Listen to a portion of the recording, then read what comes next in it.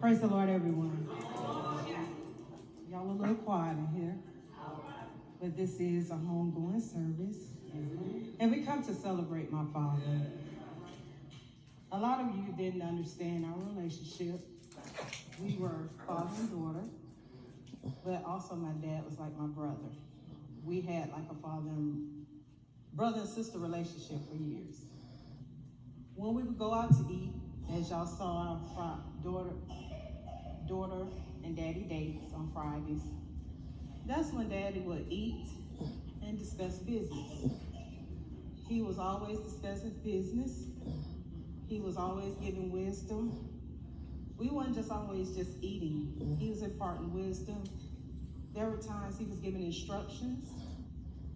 A lot of times I didn't agree with all the instructions I was given, but they were his instructions, and he gave them to me to carry out. A lot of times I had to remind him, Daddy, I am not your wife, because sometimes he put so much responsibility on me. We would have functions at the church, and I'm sitting there because I ain't seen people in a long time, haven't found anything. That's the time we have like a reunion. I'm in the church just greeting people, hugging and talking. Somebody would come and get me like Sister Snellen or Sister Charlotte. Your daddy waiting on you. What are you waiting on me for? He waiting for you to fix his plate. All these people here. I'm the only one can fix his plate. But that was my daddy. My daughter know what I want.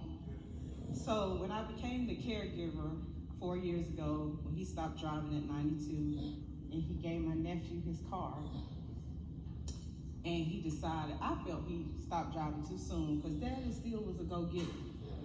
I think he could have went to 94, but he stopped at 92. He said his eyes was bad. So, okay, so I became the driver for Mr. Daisy. So I became his chauffeur, and then talking with Miss M.A., who was a close friend of ours. Now, she was my friend. But one day, I had invited her to go out to eat with us. In some kind of way, he became our friend.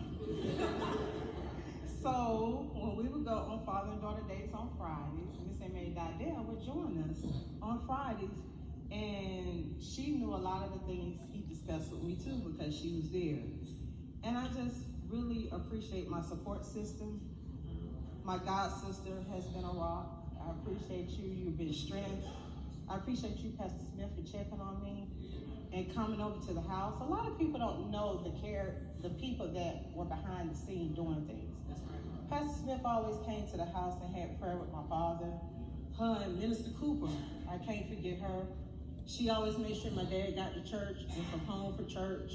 I appreciate that, Minister Cooper, because that allowed me to go to church down in Atlanta and also Eufaula.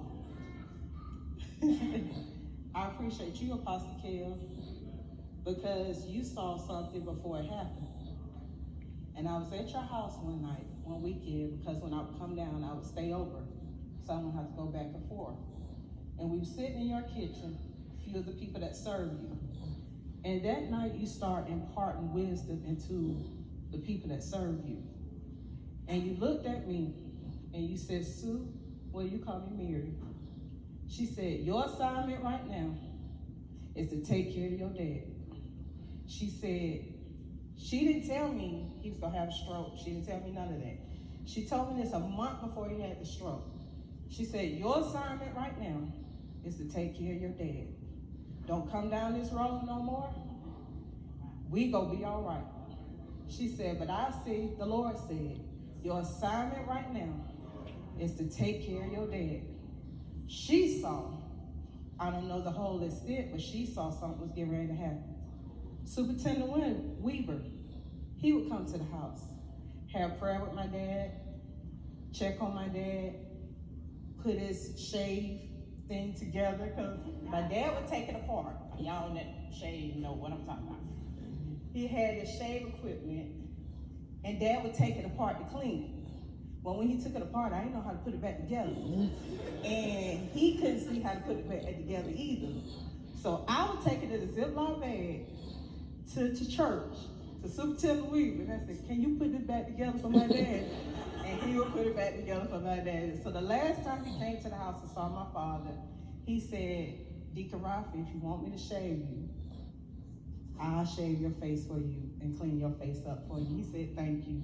He even been down to Greater Faith twice, to Greater Faith Church. And I appreciate my Greater Faith family and my St. John Apostolic family. Y'all have been a rock. Y'all have been so supportive. I just appreciate y'all so much. I appreciate his kidney doctor so much and his primary doctor, which a letter's going to be read by them. That they called me last Friday. And they called to check on me because some of my father's decisions I didn't agree with, but I had to accept. I knew the decline of my father before everybody else did. And I begged him Christmas when we all gathered, because we all gathered for family gatherings, to come eat. When I called the family together, group text, they would all come when we had family dinners. But Dad wasn't gonna tell them his health declined. Well, I said, Dad, you can't do that. You gotta tell them your health conditions. And at the time he told them his kidney at that time in December was at 12%. Well, yeah, he get up at church and say he believed God because me and him are believers. We have strong faith in healing. That's where we are. We have strong faith in healing. And he was believing God, and he refused dialysis. So I am not one to push medicine down your throat either. But sometimes there comes a time where you must choose your faith or the medication or what the doctors are telling you. But Daddy kept saying no to dialysis to the end. Well, 3 weeks ago, the doctor told him, he said, your kidney is at 6%. I don't know how you sit here all this time, not in pain, not suffering. You're not going through anything other than shortness of breath. And I knew what it was. It was the Lord. The Lord was keeping me. He kept saying no to dialysis, and he kept saying no to oxygen. That's why you saw with hashtag Mary's Life of a Caregiver.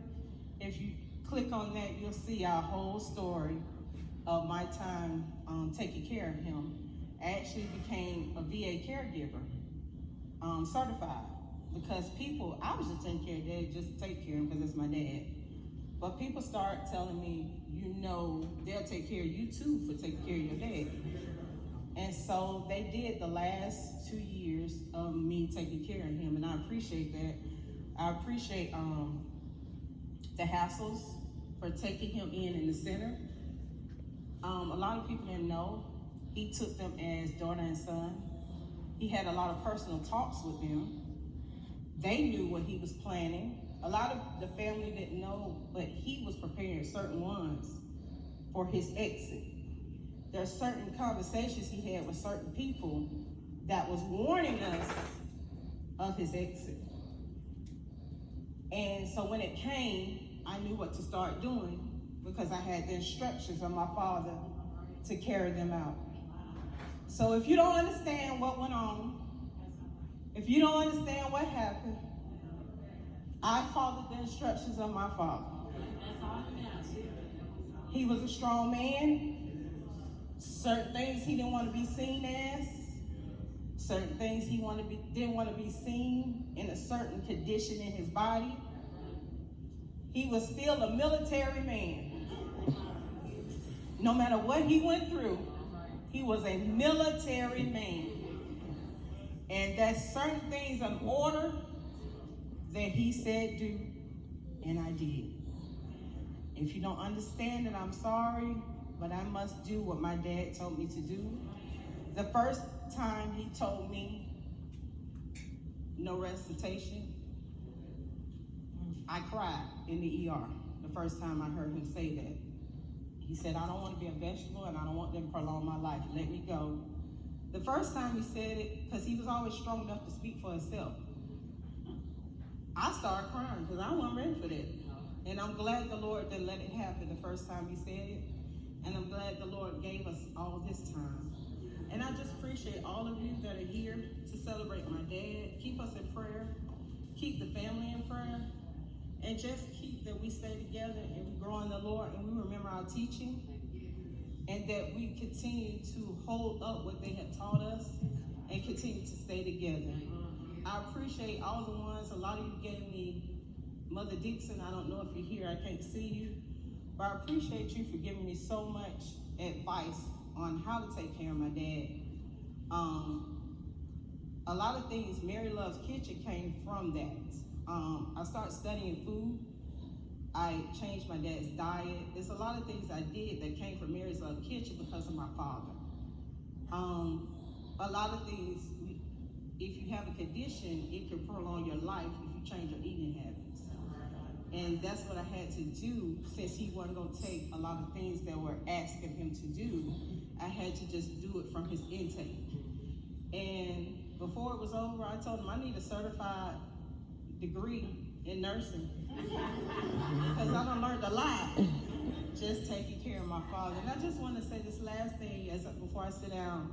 If you have a loved one that's in the hospital, my dad always taught me, don't leave them by themselves. And I'm telling you this because one day it might happen to you. Never leave your loved one alone because they need a mouthpiece.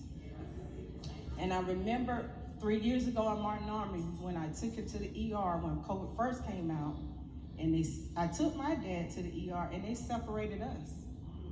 And they wouldn't let us see each other. So that was fine.